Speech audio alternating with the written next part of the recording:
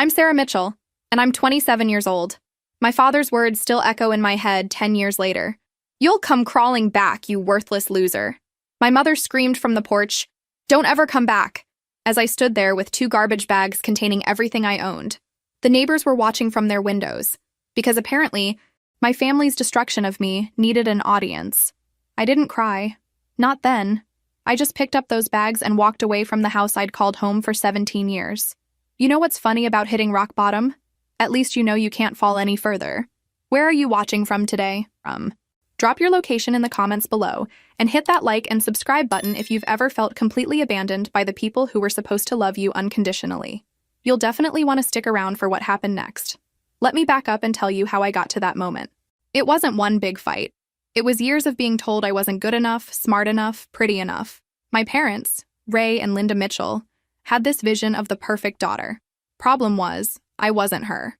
My grades were decent but not spectacular. I wasn't interested in beauty pageants like my cousin Jessica. I wanted to study business, maybe start my own company someday. Business? My mother had laughed when I mentioned it during dinner one night. Honey, you can barely balance your checkbook. Maybe aim a little lower. My father was worse.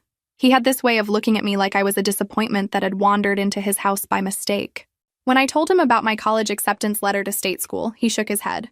Another debt we can't afford for a degree you'll never use. Find yourself a nice boy to marry instead. The final straw came when I got my first job at 17, working weekends at a local diner. I was so proud. Finally earning my own money, proving I could be responsible. I brought home my first paycheck, excited to show them I was contributing to the family. About time you started pulling your weight, my father said, taking the check from my hands. This'll help with the electric bill. I stared at him. But that's my money, I need it for college savings.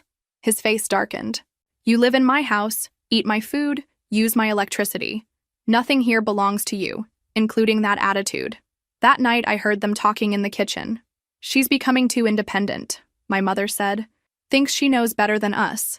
Maybe it's time she learned what the real world is like. My father agreed. Tough love, that's what she needs. So they planned it. While I was at work the next day, they packed my belongings, what few things they considered mine, into garbage bags. When I came home expecting dinner and homework, I found my entire life sitting on the front steps. You think you're so grown up, my father said, crossing his arms. Time to prove it. You want independence? You got it. I remember looking at those bags, then at my parents' faces. Cold, determined, final. This is really happening? I asked. You'll come crawling back within a week, my father sneered. You worthless loser. But I didn't crawl back.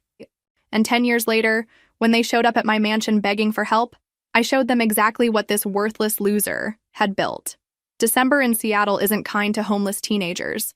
I learned that the hard way my first night sleeping in Pioneer Square, using my jacket as a blanket and my backpack as a pillow. The rain soaked through everything, and I was pretty sure I was going to die of hypothermia before sunrise. You want to know what's humbling? Asking strangers if you can use their bathroom. Digging through your bag for quarters to buy a cup of coffee just so you can sit somewhere warm for 30 minutes. Watching families walk by and wondering if your parents are sleeping better now that their burden is gone. I'd like to tell you I had some brilliant survival plan, but honestly, I was winging it. The first few days were about basic needs. Where to sleep, where to get food, where to stay warm. I discovered the downtown library opened early and closed late. The YMCA had showers for $5. McDonald's let you sit for hours if you bought something small. By day 3, I'd made friends with Marcus, a guy in his 20s who'd been living on the streets for 2 years. He taught me the unwritten rules of survival. Never sleep in the same place twice, he said, sharing his bag of fries with me. Stay clean as much as possible. People treat you different when you look homeless. And whatever you do, don't let this become permanent. Marcus had been a college student once, too. Kicked out by parents who couldn't accept he was gay. The difference between us, he told me, is you're angry. I gave up. Don't give up. The anger was real.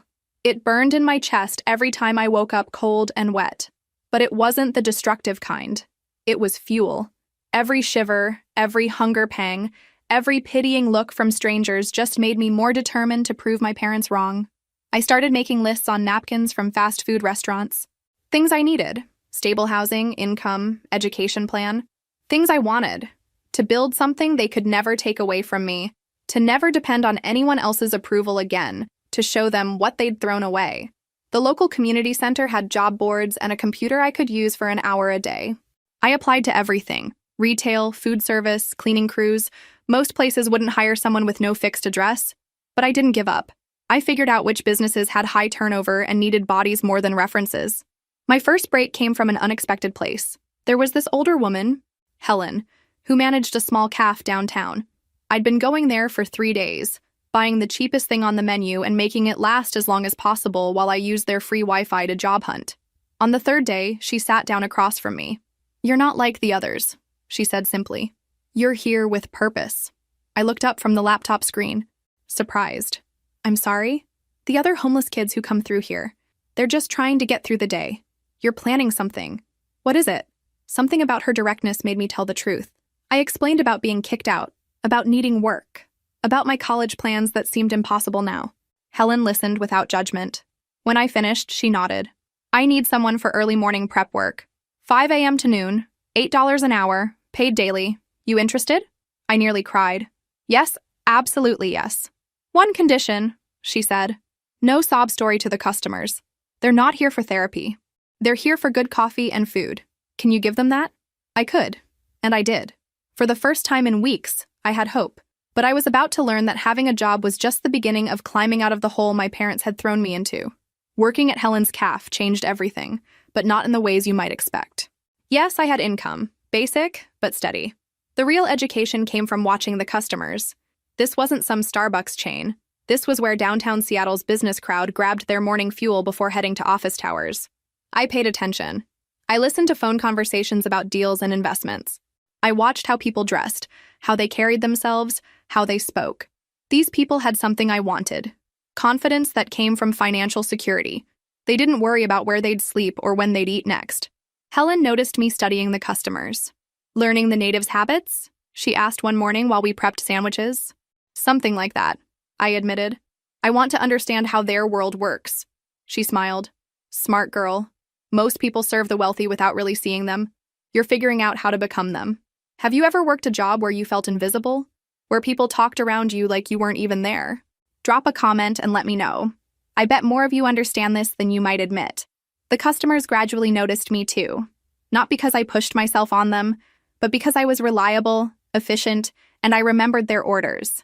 Mr. Patterson, who came in every Tuesday for a double-shot cortado, started making small talk.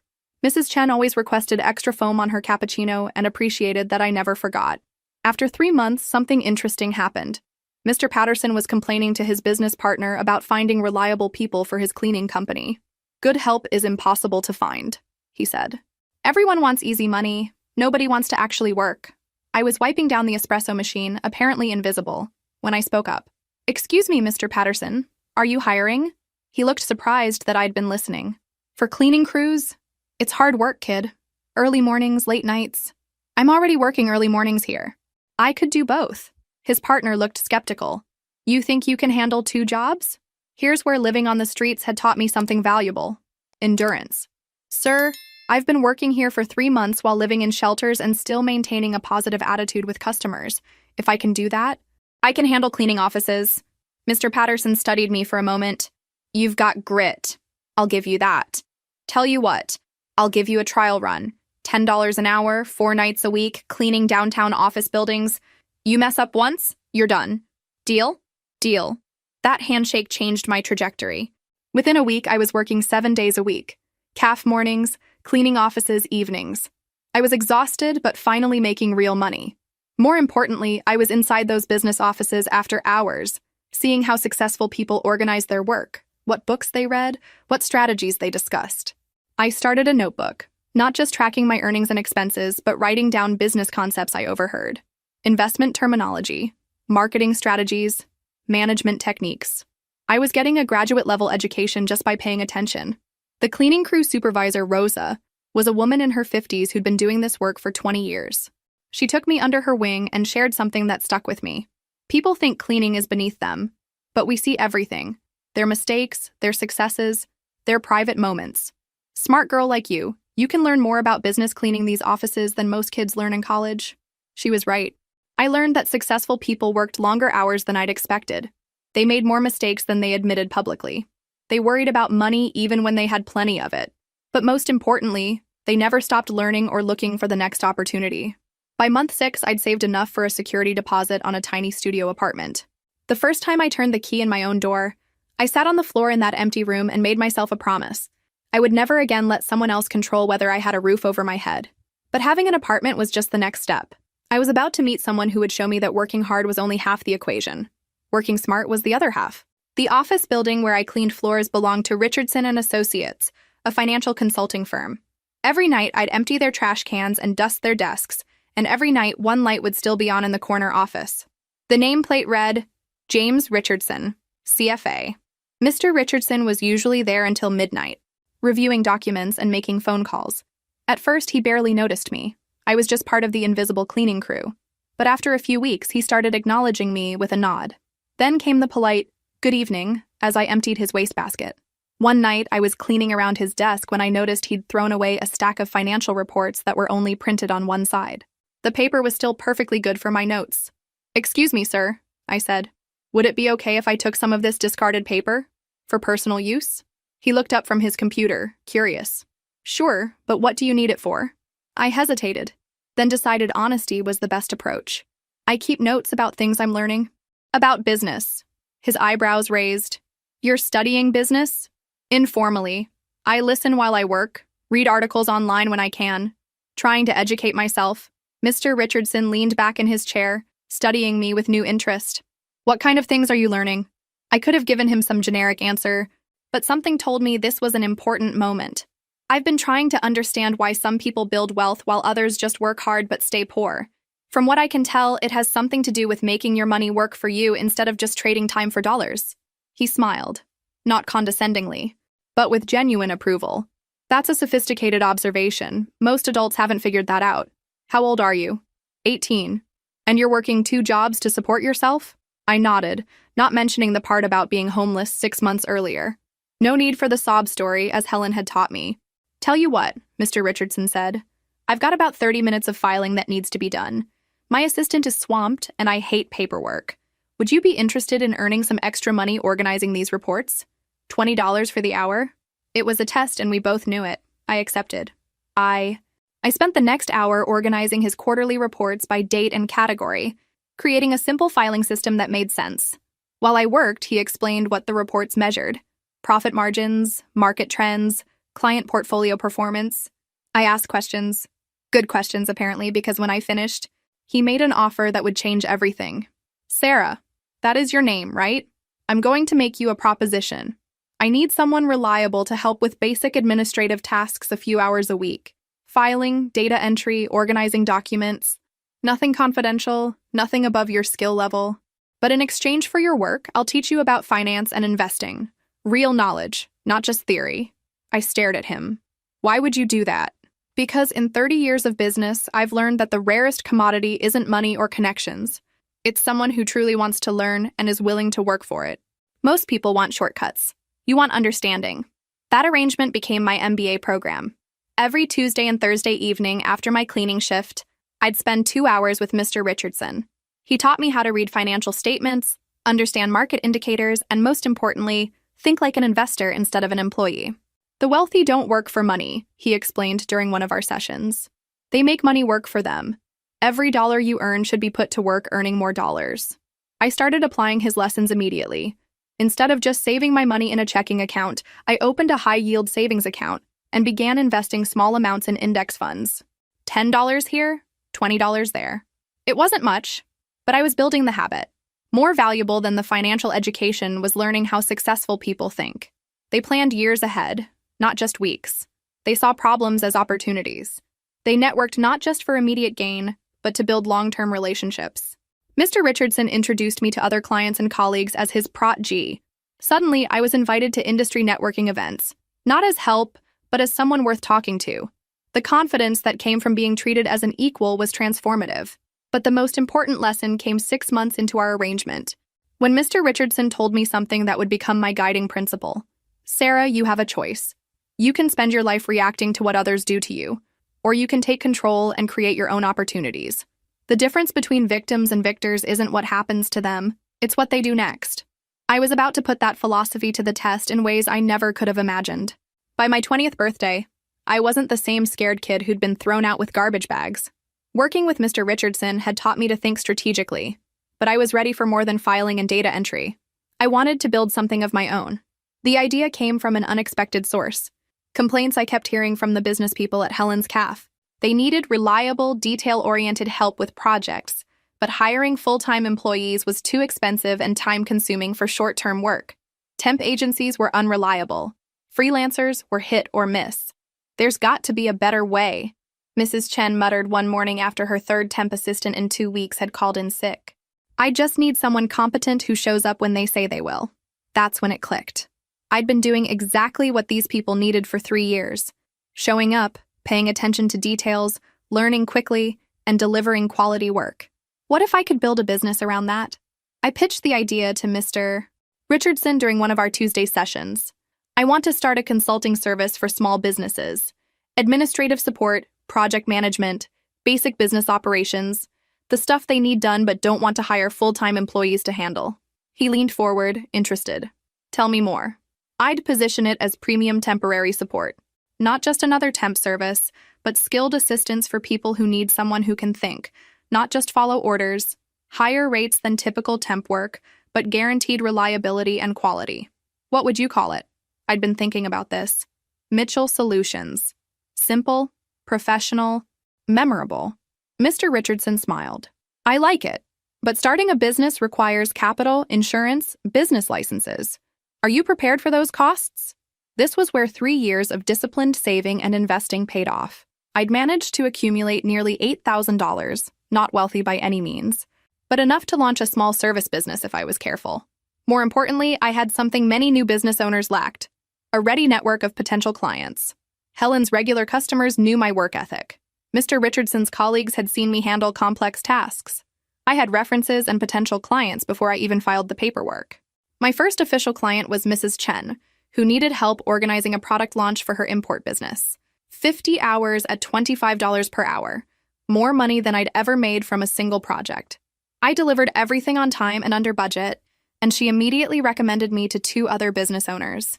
By the end of my first year, Mitchell Solutions was generating steady revenue.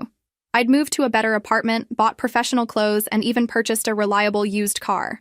More importantly, I was building a reputation in Seattle's small business community as someone who could solve problems efficiently.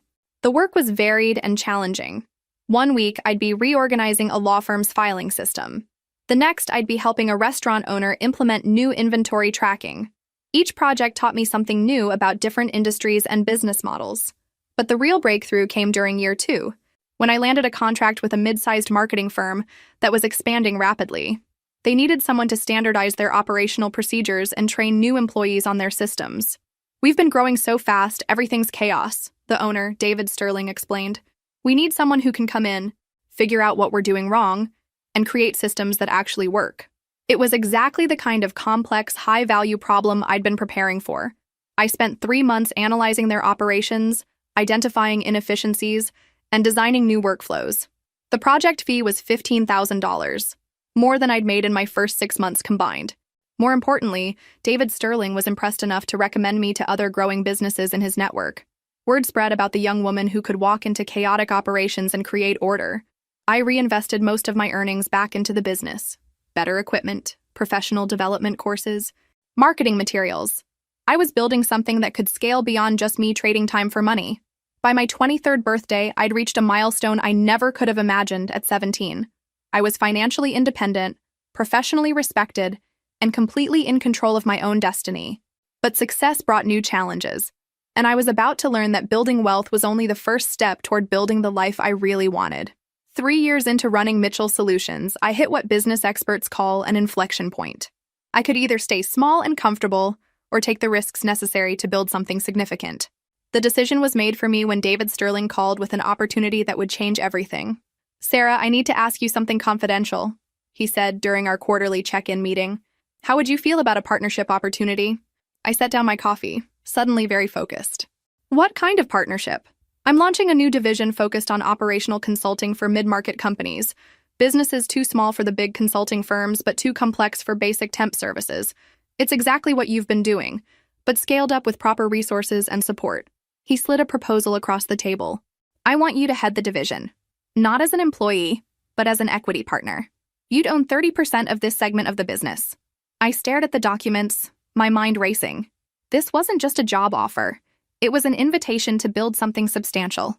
But it also meant giving up the independence I'd fought so hard to achieve. What would this look like day to day? I asked. You'd have a team of consultants working under you. Real office space, admin support, marketing budget. We'd target companies with 50 to 500 employees who need operational improvements but can't afford McKinsey's fees. The numbers were compelling. The potential client base was huge. The growth opportunity was exactly what I'd been looking for. But something held me back. David, I need to ask you something directly. Is this offer because you think I'm good at what I do? Or because you think having a young female partner would be good for marketing? He didn't look offended by the question, which was a good sign. Sarah, in the 3 years I've known you, I've watched you solve problems that stumped people with MBAs from Harvard. You see patterns others miss, you communicate complex ideas simply, and clients trust you completely. This offer is about talent, not demographics. I took the proposal home and spent 2 days analyzing it from every angle. Mr. Richardson, who'd become both mentor and friend, helped me evaluate the terms. The equity structure was fair. The growth projections were realistic. Most importantly, I'd maintain significant autonomy over my division's operations. The deciding factor came from an unexpected source. A conversation with Helen at the cafe where everything had started.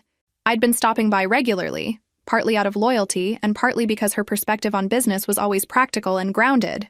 You know what I've learned in 40 years of running this place, she said while wiping down the counter.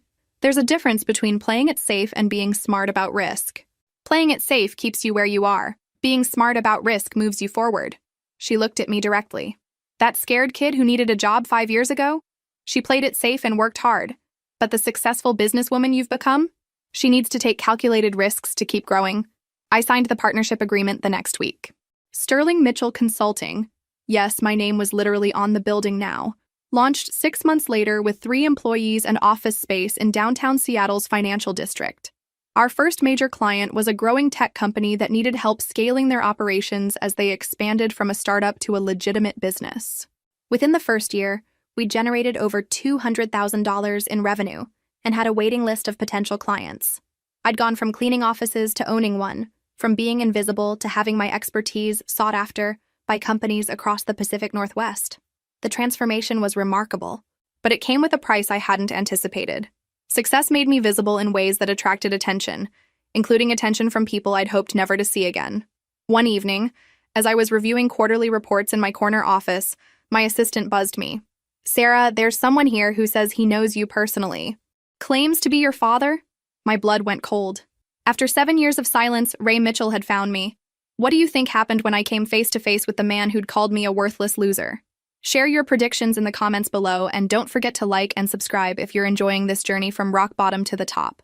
The confrontation that followed would test everything I'd learned about standing up for myself. Ray Mitchell stood in my office lobby looking exactly as I remembered.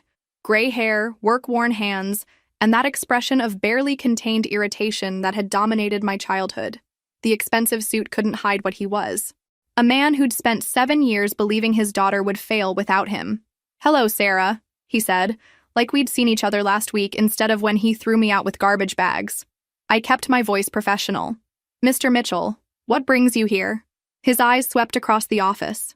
The polished floors, the modern furniture, the view of Elliott Bay through floor-to-ceiling windows. I could see him calculating, trying to figure out how his worthless daughter had ended up here. Impressive place, he said finally. I heard through some mutual acquaintances that you'd done well for yourself. Mutual acquaintances. Right. He'd been asking around about me, probably for months, trying to figure out if the rumors were true. I gestured toward my office. Let's talk privately. As we walked through the hallway, I noticed him taking inventory of everything. The employee workspace, the conference room, the framed articles about Sterling Mitchell Consulting that had appeared in local business journals. His jaw tightened with each step. In my office, he settled into the chair across from my desk, looking uncomfortable in a way that gave me more satisfaction than it should have. So, he said, spreading his hands. Here we are. Here we are, I agreed, waiting. I'd learned from Mr. Richardson that in negotiations, the person who speaks first usually loses ground. Ray cleared his throat. I know things ended poorly between us. Maybe I was harsh, but you have to understand, we thought we were helping you become independent. I almost laughed. 7 years of silence, and this was his opening? By calling me worthless and putting my belongings in garbage bags? We were frustrated. You were so stubborn, so determined to waste money on college when you could have learned a trade, found a good man to settle down with. Like Mom did? The question hung between us. My mother had married young, never finished her education, spent her life dependent on a man who controlled every aspect of their finances. It wasn't the life I'd ever wanted, and deep down, they'd known it. Your mother is perfectly happy, he said defensively. Is she? Because from what I remember, she spent most of my childhood complaining about not having her own money or her own choices. Ray's face reddened. You always thought you were better than us. No, I said quietly. I thought I could be more than what you expected. There's a difference. What do you think will happen next? Will Sarah give her father a second chance? Or has she moved too far beyond forgiveness? Drop your predictions in the comments. I have a feeling you'll be surprised by what unfolds. He shifted in his chair, clearly uncomfortable with the direction of the conversation. Look, I didn't come here to relitigate the past. I came because I'm proud of what you've accomplished. Now I did laugh. A short, sharp sound that made him flinch. You're proud? 7 years of complete silence, and now you're proud? I know I should have reached out sooner. But I kept expecting you to come back, to call, I don't know, need us again. Need you for what, exactly? Support. Family. The things daughters are supposed to need from their parents. I leaned back in my chair, studying this man who'd shaped so much of my early life through his absence of faith in me. What is it you want, Ray? The formality of using his first name wasn't lost on either of us. He noticed immediately, his mouth tightening, but he pressed forward. I want us to be a family again. I want to make up for lost time. Maybe we could help each other. There it was. The real reason for his visit. Help each other how? He looked around my office again, and I could practically see the calculations running through his head. Well, you've clearly learned about business. And your mother and I, we're not getting any younger. Maybe there are opportunities for us to work together. Work together, I repeated flatly. You know, family business. Combining our experience with your success. We could expand what you're doing, bring in the kind of wisdom that only comes with age. I stared at him for a long moment, remembering that 17-year-old girl standing on the porch with everything she owned in 2 garbage bags. Remembering the nights sleeping in Pioneer Square. Remembering the determination that had driven me through every obstacle since then. Tell me something, Ray. In all these years, did you ever wonder if maybe you were wrong about me? He shifted uncomfortably. Wrong about what? Wrong about calling me worthless. Wrong about saying I'd come crawling back. Wrong about thinking I couldn't make it on my own. Sarah, you're being dramatic. We were trying to motivate you. By destroying my self-confidence and throwing me away like garbage? We never threw you away. We knew you'd figure it out eventually. The casual dismissal of what he'd put me through, the complete lack of accountability, crystallized everything I needed to know about whether this man had actually changed. Some people grow. Others just get older. Let me tell you what actually happened, I said, standing up and walking to the window. The view of downtown Seattle stretched out below us, the city where I'd built my life from nothing. You didn't motivate me. You didn't teach me independence. You nearly destroyed me. Ray started to protest, but I held up my hand. No, you wanted to talk, so let me talk. That first night, sleeping in Pioneer Square in December rain, I genuinely thought I might die of hypothermia. The first week, eating 1 meal a day because that's all I could afford, I lost 12 pounds and almost passed out at work multiple times. I turned back to face him. You want to know what motivated me? It wasn't your tough love. It was proving to myself that I was worth more than how you treated me. Sarah, I think you're exaggerating. Am I? I walked back to my desk and pulled out my phone. Would you like to see the photos I took during those first few months? The shelter bed I slept in? The food bank where I got groceries? The bruises from sleeping on concrete? His face went pale. You kept photos? I kept everything. Every receipt, every diary entry, every moment of pain you caused. Not because I'm bitter, but because I never wanted to forget what I was capable of surviving. I sat back down, watching him process this information. In his mind, I'm sure he'd imagined I'd gone to stay with friends, maybe struggled a little but landed on my feet quickly. The reality of what I'd endured was apparently news to him.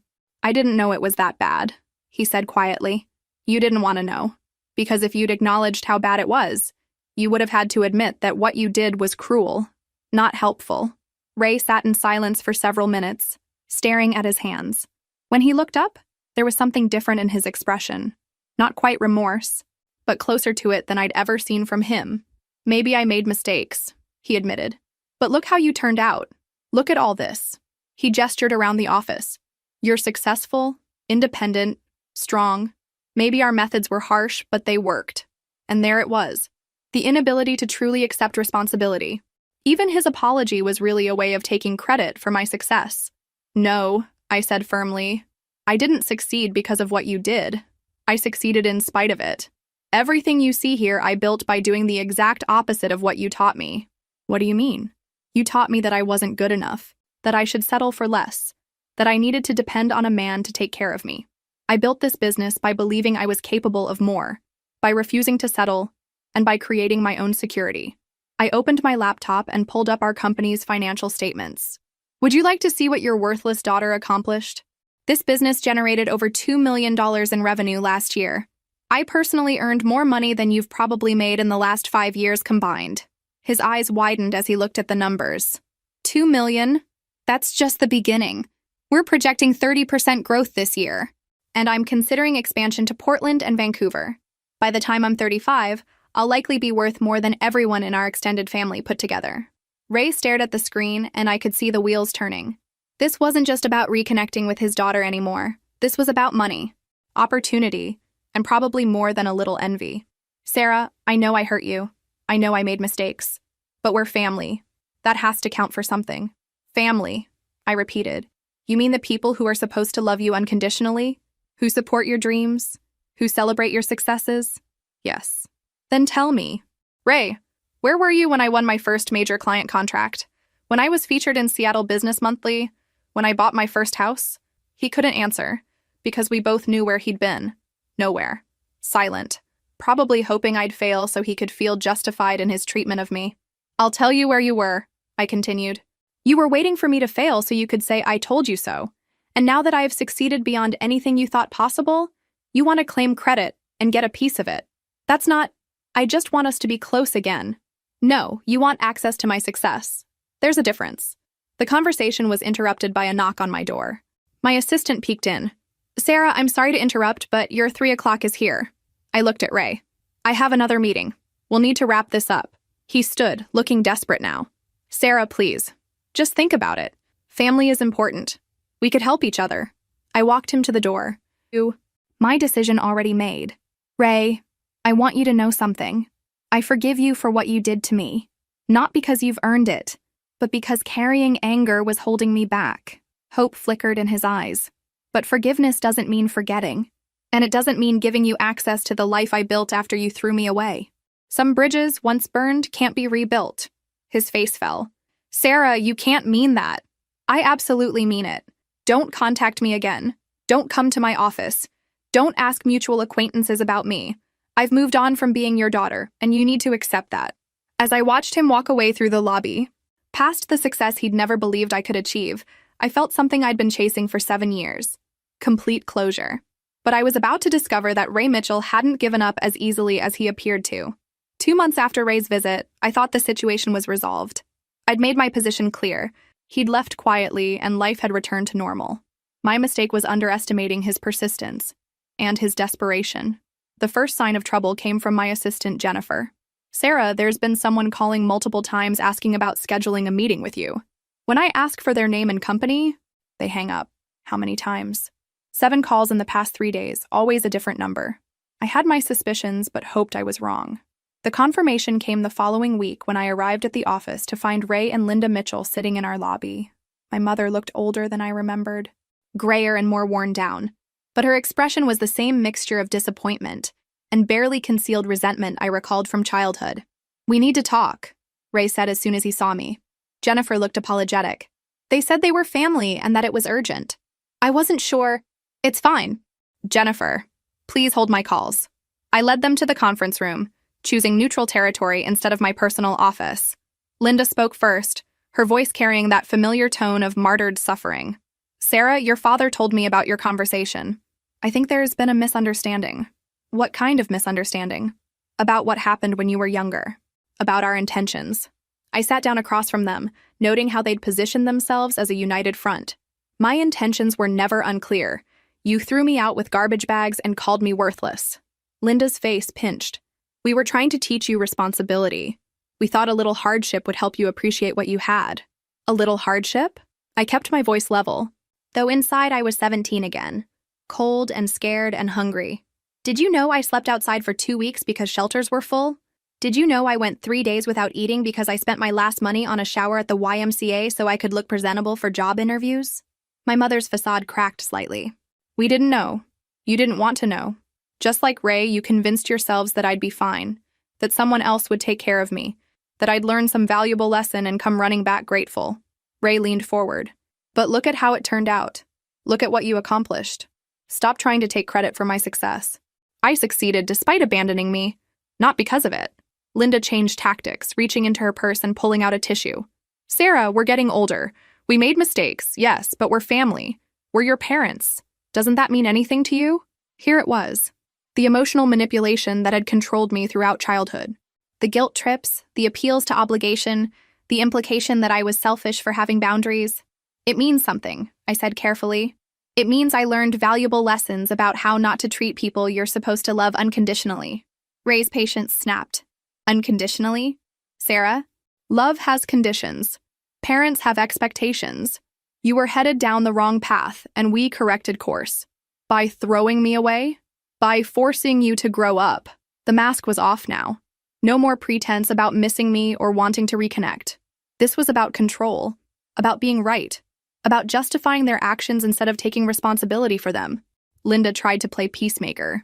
Ray, calm down. Sarah, we're not here to fight. We're here because we need help. And there it was. The real reason for their visit. What kind of help? Ray and Linda exchanged glances. We're having some financial difficulties, Linda said quietly. The house needs major repairs. Ray's back problems mean he can't work construction anymore. We're behind on some bills. And you thought your daughter, the one you threw out for being worthless, might bail you out? You're successful now, Ray said. What would $20,000 or $30,000 mean to someone like you? I stared at them, amazed by their audacity. You want me to give you money? We're not asking for charity, Linda said quickly. We could pay you back, maybe work out some kind of arrangement. What kind of arrangement? Ray perked up, sensing an opening. Well, like I mentioned before, we could bring our experience to your business, help you expand. Family businesses are more successful because there's built-in trust and loyalty. I almost laughed at the irony. Built-in trust and loyalty? From the people who abandoned their daughter without a second thought? We've apologized for that, Linda said. No, you haven't. You've made excuses. You've tried to justify it. You've attempted to take credit for my success. But you've never actually acknowledged that what you did was wrong and apologized without conditions. The room fell silent. This was their opportunity to actually take accountability, to offer a genuine apology that might form the basis for some kind of limited relationship moving forward. Ray broke the silence. Fine. I'm sorry we kicked you out. I'm sorry it was harder than we expected. Are you happy now? Will you help us? Even his apology was resentful, transactional. He was sorry it hadn't worked out the way he'd planned, not sorry for the cruelty of his actions. I stood up. This meeting is over. Sarah, wait, Linda pleaded. We're desperate. If you don't help us, we might lose the house. The same house you threw me out of? Please, we're family. I looked at these two people who'd given me life but never really loved me unconditionally, who'd shaped my character through their absence of support rather than their presence, who were now asking me to save them from consequences they'd created. You're absolutely right, I said. We are family. And I'm going to treat you exactly the way family treated me when I was desperate and needed help. The look of hope that crossed their faces was almost painful to watch. They thought they'd finally broken through. That family obligation would override everything they'd put me through. They'd miscalculated badly. I'm going to give you exactly what you gave me, I continued. Nothing. Ray's face darkened. Sarah, that's cold. Even for you. Cold? I learned from the best. I walked to the conference room door. Jennifer, please escort my visitors out. Linda started crying. Not genuine tears of remorse, but the manipulative tears I remembered from childhood when she didn't get her way. Sarah, please. You don't understand what we're going through. I understand perfectly. You're experiencing consequences. It's a new feeling for you, but not for me. Ray stood up, his fists clenched. You ungrateful little... Careful, I warned. my voice deadly calm. You're in my building now, surrounded by my employees and security cameras. Choose your words very carefully. He caught himself, but the mask had slipped completely. The loving father act was gone, replaced by the angry, controlling man who dominated my childhood. Jennifer appeared in the doorway with building security. Everything okay, Sarah? Yes. Mr. and Mrs. Mitchell were just leaving, permanently. As security escorted them toward the elevators, Linda called back, You'll regret this, Sarah. Family is all you have in the end. I watched the elevator doors close, then returned to my office and did something I rarely allowed myself during business hours. I poured a glass of the expensive whiskey I kept for client celebrations and sat quietly processing what had just happened. 7 years. 7 years of building a life, of healing from their rejection, of proving my worth to myself and the world. And they'd waltzed back in expecting immediate access to the success they'd never believed I could achieve. But I was about to learn that Ray and Linda Mitchell had one more play to make. The call came from my attorney, Marcus Webb, 2 weeks later. Sarah, I need to see you immediately. We have a problem. An hour later, I was sitting in his downtown office staring at documents I couldn't quite believe were real. They're suing you? I asked, reading the complaint for the third time. For elder abuse, emotional distress, and alienation of affection, Marcus confirmed. They're claiming that you've deliberately isolated them from their daughter and are causing them mental anguish by refusing to provide support they're entitled to as your parents. I set the papers down. Can they do this? Anyone can file a lawsuit. The question is whether they can win. Their claim is weak legally. Parents don't have a right to financial support from successful adult children, especially when they voluntarily severed the relationship. Then why are you concerned? Marcus leaned forward. Because they're not trying to win in court. They're trying to win in the court of public opinion. Look at this. He handed me a local newspaper with the headline, Successful Businesswoman Abandons Elderly Parents. The article painted a picture of Ray and Linda as loving parents who'd made mistakes, but now faced poverty while their wealthy daughter lived in luxury, refusing to help. They've given interviews to 3 local news stations. Marcus continued. The story is framing you as the villain, the cold, successful daughter who turned her back on family. I felt sick. This could destroy my business. My clients don't want to work with someone who appears to abandon family members in need. Exactly. It's a carefully orchestrated campaign designed to pressure you into settling, which means giving them money to make the story go away. How much are they asking for? $500,000. I stared at him. $500,000? Plus a public statement about reconciliation and your commitment to supporting them going forward. Essentially, they want you to bankroll their retirement in exchange for calling off the media campaign. This was extortion, pure and simple. But it was sophisticated extortion that played on every cultural narrative about family obligation and filial duty. What are our options? We fight it, but that means months of litigation, continued negative press, and significant legal costs even when we win. Or I pay them to go away. It's not ideal, but it might be the most practical solution. I sat in silence, remembering that 17-year-old girl with garbage bags on the front porch. She'd been powerless, alone, with no resources to fight back. But I wasn't that girl anymore. Marcus, how long would it take you to prepare a comprehensive response to their claims? What kind of response? The kind that destroys their credibility completely and turns this story around. He looked intrigued. What did you have in mind? They want to play in the court of public opinion? Fine. But they chose the wrong opponent. I was about to show Ray and Linda Mitchell what their worthless daughter had really learned in the years since they'd thrown her away. And the lesson was going to cost them everything. While Ray and Linda Mitchell were giving tearful interviews about their heartless daughter, I was doing something they'd never taught me, fighting back strategically instead of emotionally. We're going nuclear, I told Marcus as we planned our response. But we're doing it smart. First, I hired the best crisis management firm in Seattle. Not to apologize or explain, but to tell the complete truth in a way that couldn't be ignored or dismissed. Within 48 hours, every major media outlet in the city had received a comprehensive package. Documentation of my homelessness following their abandonment. Photos I'd taken during those first desperate months. Financial records showing that I'd built my success without any family support, and testimonials from people who'd witnessed my journey from the streets to success. But the real nuclear option was something I'd been saving for 7 years. The recording. On that last night before they threw me out, when they were discussing their plan in the kitchen, I'd been recording on my phone. Not intentionally, I'd been making voice notes for a school project and forgot to turn it off. But captured on that recording was their actual conversation about throwing me out. She needs to learn that actions have consequences. My father's voice was clear on the recording. Maybe a few nights in the cold will teach her to respect what she has here. What if something happens to her? My mother had asked. She'll figure it out. And if she doesn't, well, maybe that tells us something about her character. My mother's response was the most damning. I just hope she doesn't try to come crawling back too quickly. She needs to really suffer first. I'd held onto this recording for 7 years, not out of spite, but as insurance. I'd hoped I'd never need to use it. The local investigative reporter who'd been most sympathetic to my parents' story was the first to hear it. Within hours, it was playing on every news station in the city. The narrative shifted overnight. Heartless parents planned daughter's homelessness ran as the lead story on the evening news. The reporter who'd originally portrayed me as cold and calculating now led a segment called Surviving Family Betrayal, one woman's journey from the streets to success. But I wasn't done. The crisis management team had uncovered something interesting about Ray and Linda's finances. They weren't behind on bills because of unexpected hardships. Ray had spent the last 5 years gambling away their savings at local casinos, and Linda had run up massive credit card debt shopping and trying to maintain appearances. The house they claimed to be losing? They'd already refinanced it twice to cover gambling losses and discretionary spending. They weren't victims of circumstance. They were victims of their own poor choices. More importantly, we discovered that they'd been monitoring my success for years.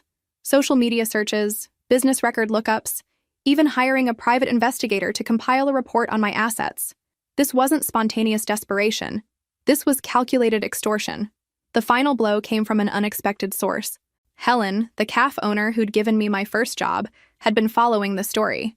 She called me personally. Sarah, I've been watching this circus and I have something you need to see. 3 years earlier, Ray Mitchell had come into her cafe asking questions about me. He'd pretended to be a concerned father trying to reconnect with his estranged daughter. Helen, being protective of my privacy, had refused to give him information. But she'd had security cameras running, and Ray had been recorded talking to his companion, Linda, about their plan to approach me once they'd gathered enough information about my finances. We'll wait until she's really successful. Ray's voice was clear on the recording. Then we'll play the family card. She's always been soft-hearted. She'll feel guilty and pay up. The media had a field day with this revelation. The narrative wasn't just about parents who'd abandoned their daughter anymore. It was about calculated predators who deliberately planned to exploit their own child's success. Ray and Linda's lawyer advised them to drop the lawsuit immediately. But the damage to their reputation was complete. Ray was banned from the local casinos where he'd been a regular. Linda's social circle, learning about the planned extortion of their own daughter, ostracized them completely. The story went national. CNN ran a segment on family extortion, using their case as the primary example.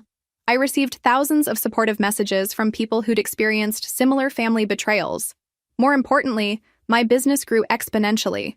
Clients were impressed not just by my professional success, but by how I'd handled personal crisis with integrity and strategic thinking.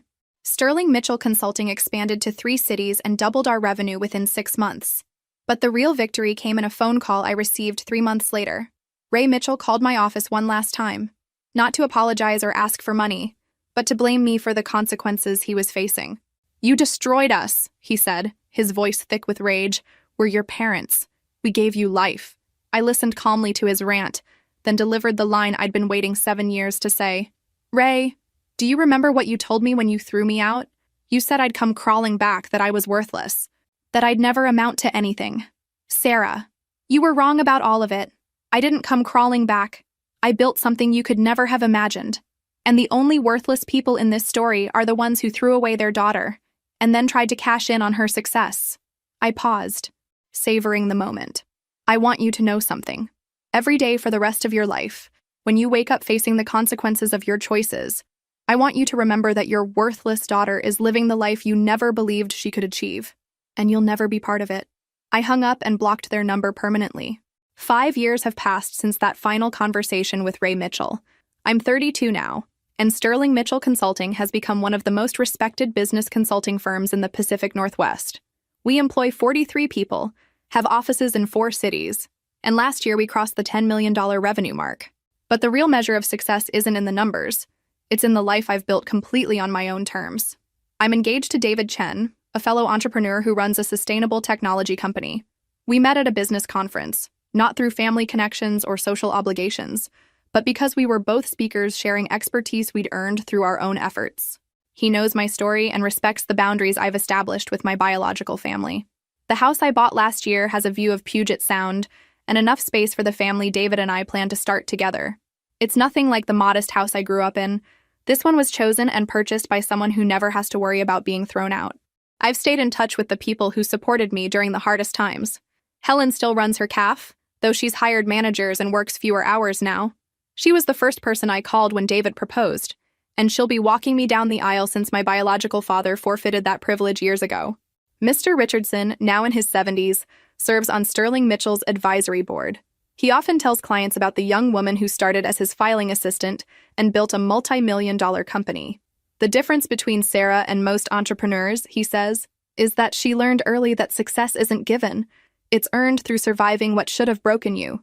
Marcus, my attorney, has become a close friend and trusted advisor. We've worked together on 3 more family extortion cases over the years, helping other successful people defend themselves against relatives who saw their achievements as opportunities for exploitation. But perhaps the most meaningful relationship has been with a young woman named Jessica, whom I met through a mentorship program for homeless youth. She was 19 when we first spoke, living in her car after being thrown out for being gay. Something about her reminded me of myself at 17, angry but determined, desperate but refusing to give up. I hired Jessica as an intern 3 years ago. Last month, I promoted her to project manager.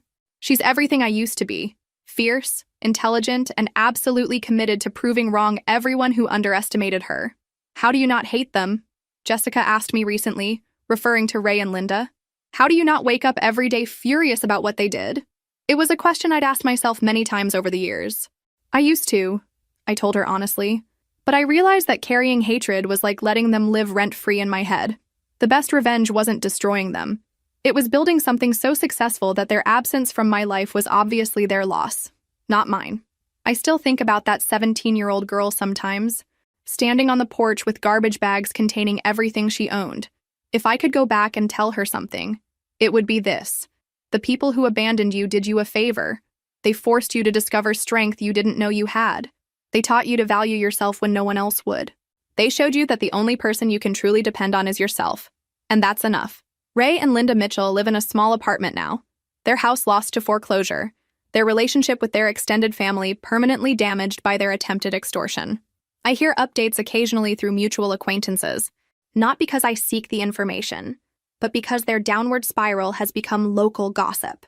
I feel no satisfaction in their struggles, but I feel no obligation to rescue them either.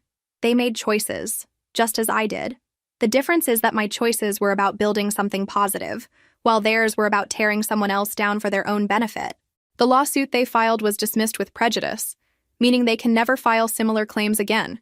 Their credibility was so thoroughly destroyed that no attorney will take their case on contingency, and they can't afford to pay legal fees up front.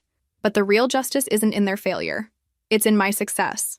Last month, I was invited to speak at a conference about family estrangement and business success. The audience was filled with entrepreneurs who'd overcome difficult family relationships to build their own achievements. The hardest lesson I learned, I told them, was that family isn't just about biology. Real family consists of people who celebrate your successes, support your dreams, and love you unconditionally. Sometimes those people aren't related to you at all. After my speech, a woman approached me in tears. "I've been struggling with whether to cut contact with my toxic parents," she said. "Your story gave me permission to choose my own peace over their expectations." That conversation reminded me why I'd chosen to make my story public, despite the pain of reliving it. Every person who finds the courage to leave toxic relationships, every young adult who refuses to accept less than they deserve, every entrepreneur who builds success despite family opposition, they're all victories against the people who tried to diminish us. If this story resonated with you, make sure to like and subscribe for more content about overcoming family trauma and building success on your own terms. Your support helps me reach others who need to hear that they're not alone in facing family betrayal. And remember, the best revenge against people who call you worthless is building a life so valuable that their opinion becomes irrelevant. Sometimes the family that throws you away does you the biggest favor of your life. They force you to discover that you're enough all by yourself. And that's a lesson worth more than their approval ever could have been.